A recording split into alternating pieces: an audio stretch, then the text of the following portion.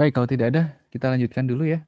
Jadi selanjutnya ada penelitian kausal komparatif. Nah, apa itu penelitian kausal komparatif?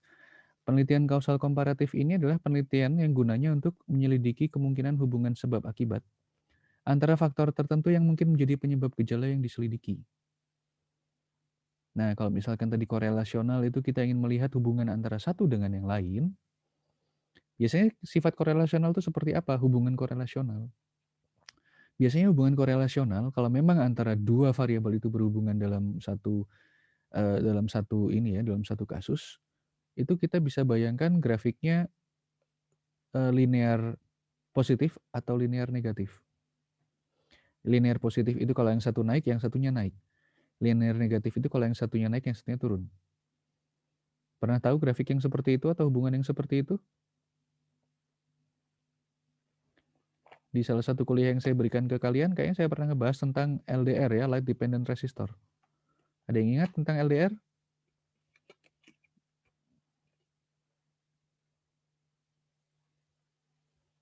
Halo?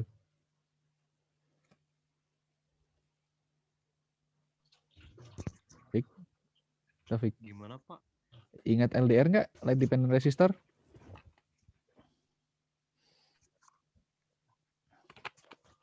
Yang kayak gimana Pak? Ingat bentuknya dong, Pak. Iya. Kalau cara kerjanya ingat nggak? Sebenarnya yang lebih penting itu cara kerjanya gitu. Kalau Ya bentuknya, kalau kena cahaya kan, nah kenapa? bereaksi gitu. Reaksinya apa? Ingat nggak?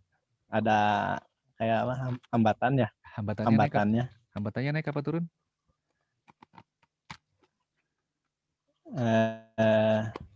Berarti turun ya Pak kalau itu. Kalau kena cahaya hambatannya Naik turun. naik turun. Nah gini aja. LDR biasanya Turun. dipakai. Kenapa turun? Makin kecil. Kenapa makin kecil?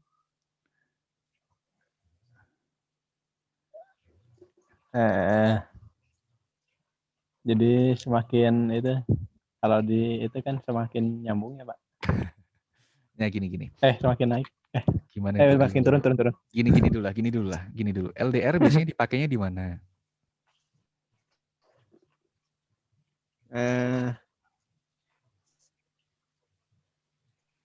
Di PJU Pak. Nah, PJU. Kalau PJU siang hari nyala apa mati? Mati. Kenapa dia mati? Karena itunya kena hambatannya Cahaya, semakin itu Karena ya kena LDR. Karena kena LDR sehingga tidak ada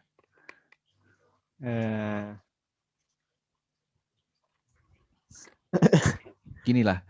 Lampu nyala itu kita kasih apa? Kasih kalau di saklar kasih 1 Kalau kita apa? kalinya. Kalau di saklar ya Ya, kasih 1 kan ya. kalau bahasa elektronya kita kasih listrik ya. Lampu nyala karena Ya. kita kasih listrik. Kalau kita kasih listrik berarti ada arus yang mengalir di lampu. Di siang hari, PJU yang ber-LDR itu tidak nyala karena tidak ada arus yang mengaliri. Kok berarti Pak kalau semakin banyak cahaya yang mengenai LDR semakin menurun Pak? Apanya? Pak. Apa yang menurun? Iya, apanya? Apa yang menurun? Hambatannya Pak. Ya, terbalik logikanya. Hambatan itu kayak tembok ya. Kita bayangkan hambatan itu seperti tembok.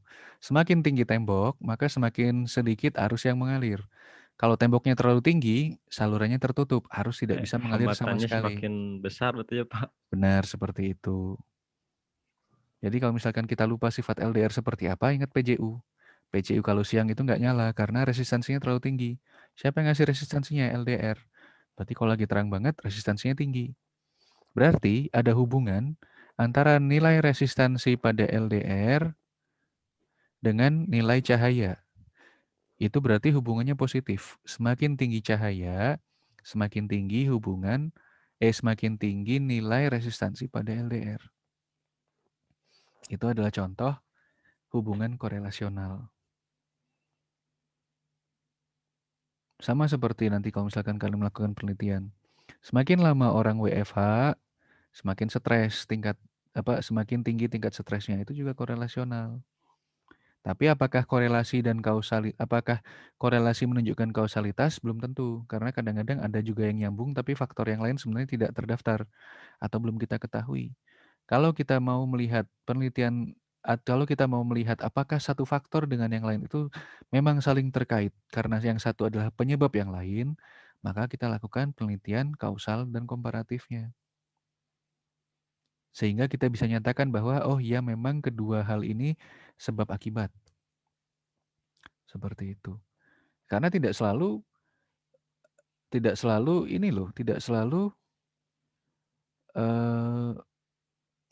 selalu sesuatu yang berkorelasi itu berhubungan sebab akibat.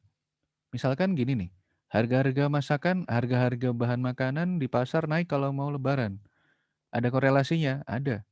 Tapi apakah kausalitasnya terjadi secara langsung? Mungkin tidak. Harga-harga naik karena permintaan semakin banyak.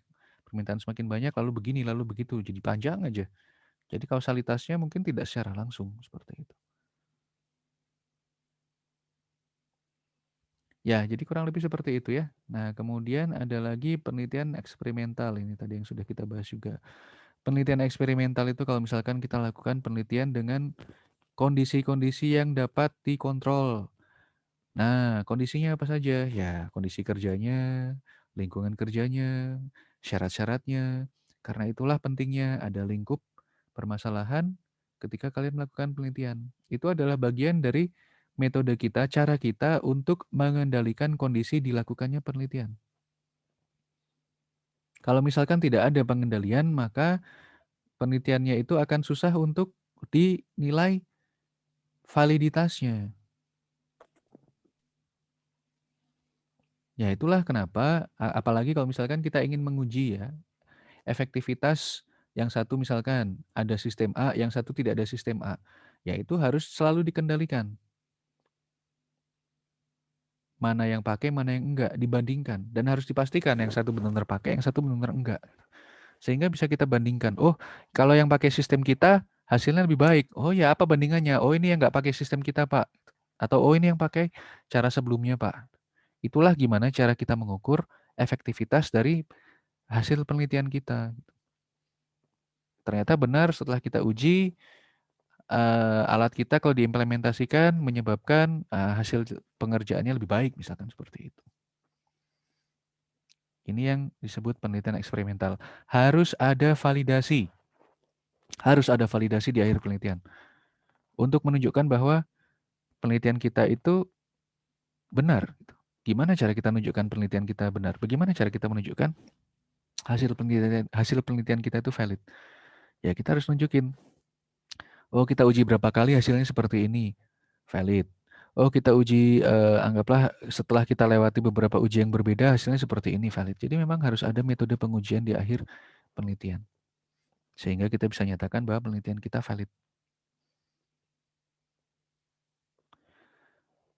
Oke, kemudian ada lagi penelitian tindakan. Penelitian tindakan ini untuk mengembangkan keterampilan baru untuk mengatasi kebutuhan dalam dunia kerja misalkan gitu. Ini sepertinya nggak akan terlalu banyak kita hadapin. Gunanya apa? Itu sebenarnya untuk melihat apakah tindakan yang kita ambil itu bisa menyelesaikan masalah dengan optimal. Ini sebenarnya sama seperti eksperimental gitu ya. Cuman bedanya kalau tindakan itu kita lakukan di lingkungan masyarakat yang lebih luas, tapi juga metode penilaiannya atau pengukurannya juga lebih lama gitu karena memang orangnya lebih banyak satu-satu gitu. Anggaplah saya menguji di kelas gitu ya tindakan gitu. Di kelas saya, Taufik saya suruh ikut kelas terus, nggak boleh bolos. Kemudian Ucup saya bolehin bolos tapi harus nonton video. Nah nanti kita lihat nanti gimana ini hasil tindakan saya, keputusan saya untuk mengizinkan yang satu bolos yang satu enggak. Bakal lebih tinggi nilainya yang rajin bolos atau yang rajin kuliah. Nah itu yang bisa dilihat.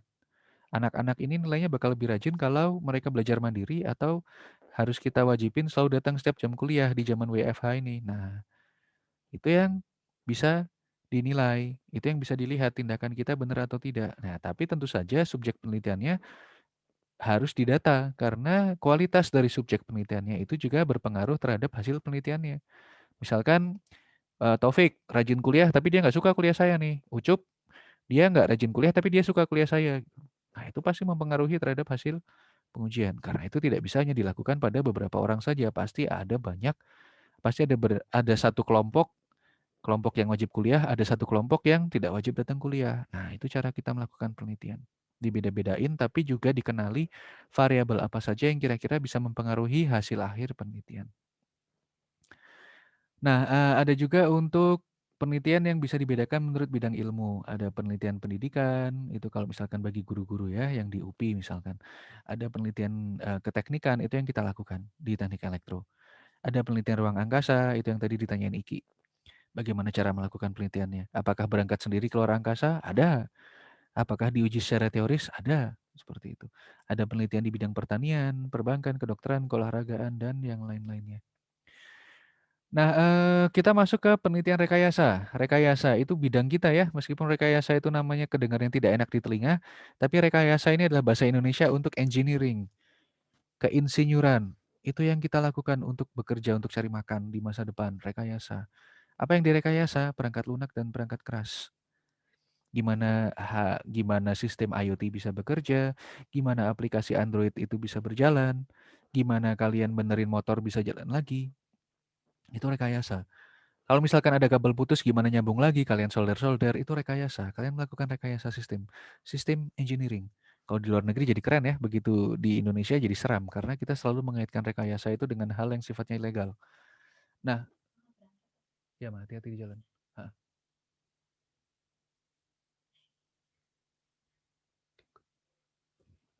Oke, kemudian setelah itu, kalau misalkan di bidang engineering, kita selalu akan berhadapan dengan rekayasa. Apa yang kita rekayasa? Macam-macam. Variabel inputnya kita rekayasa. Sistemnya kita rekayasa. Agar apa? Agar bisa memberikan output sesuai dengan yang kita butuhkan. Misalkan, Taufik, bengkel motor. Taufik butuh motornya bisa melaju dengan kecepatan berapa? 200 km per jam. Apa yang harus direkayasa? Rekayasa mesinnya, rekayasa bensinnya, rekayasa sistem pendorongnya, supirnya atau pengendaranya juga direkayasa biar bisa mengendalikan motor dengan kecepatan segitu ya. Nah, itu termasuk bagaimana kita meneliti apa saja yang perlu direkayasa agar bisa optimal. Tujuannya apa? Agar kita bisa mengusulkan suatu rancangan. Bisa mengusulkan suatu rancangan yang bisa menunjukkan bahwa dengan kita rekayasa sistem menjadi seperti ini, sistem bisa bekerja sesuai dengan spesifikasi yang dibutuhkan. Nah, inilah nanti bentuk penelitian kalian untuk tugas akhir. Kalian harus merekayasa suatu sistem agar hasil output dari sistem tersebut bisa memenuhi spesifikasi kerja yang diharapkan. Nah, kalau misalkan di bidang kalian, di bidang kita, mau kalian mengembangkan software komputer juga penelitian rekayasa. Kalian kembangkan sistem IoT itu juga rekayasa. Kemarin kalian sedang membantu Pak Mulki untuk bikin mockup atau ini ya, prototype dari sistem IoT. Nah, itu rekayasa. Gimana sistem IoT-nya bisa bekerja secara optimal? Gimana caranya dia bisa buka tutup secara optimal? Bagaimana caranya dia bisa mengirimkan data dan bekerja dari jarak jauh? Nah, itu rekayasa. Oke, itu akhir kuliah kita. Akhir dari slide yang bisa saya sampaikan. Ada pertanyaan sampai saat ini?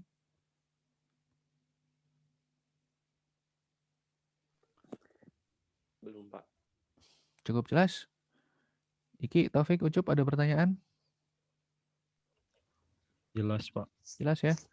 Nah, jadi ini yang perlu kalian pahami. Apa yang kita lakukan di bidang teknik elektro, umumnya rekayasa.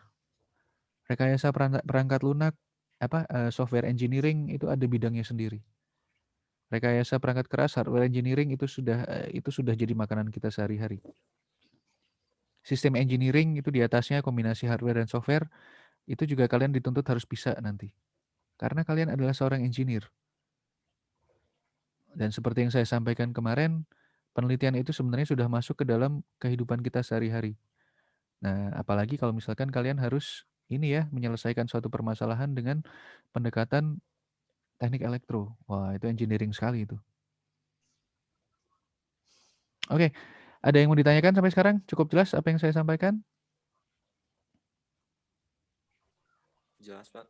Jelas ya? Ya oke, Jelas, alhamdulillah. Ucup, tolong nanti bantu Taufik Ya, dan Dani ya untuk bisa masuk ke LMS teknik elektro. Karena Ucup juga baru bergabung, silakan nonton video-video yang sudah saya upload di playlistnya. Setelah kuliah hari ini videonya juga akan saya upload lagi. Silakan dicek. Untuk materi kuliah sudah saya upload. Nanti kalau misalkan ada pertanyaan atau Iya, ada permasalahan yang dihadapi, silakan disampaikan di grup, kita bisa diskusi. Oke, jadi Iya, untuk Pak. kuliah saya skemanya mandiri bertanggung jawab. Mandirinya seperti apa? Silakan kalau tidak bisa ikut kuliah saya, bisa nonton video YouTube-nya, tapi bertanggung jawab dalam artian kalau memang tidak bisa hadir, harap konfirmasi. Seperti itu ya. Iya, Pak. Oke, baik. Terima kasih semuanya untuk sudah mengikuti kuliah hari ini. Kita ketemu lagi minggu depan. Semoga bermanfaat bagi kita semua. Semoga kita selalu diberikan kesehatan dan berada dalam lindungan Allah Subhanahu wa taala bagi kita dan orang-orang yang kita cintai, keluarga kita ya. Tolong jaga kesehatan semuanya. Saya akhiri kuliah hari ini. Terima kasih. Nasrun minallah wa fathun qarib. Wassalamualaikum warahmatullahi wabarakatuh. Waalaikumsalam warahmatullahi wabarakatuh. wabarakatuh. Baik, terima kasih semuanya.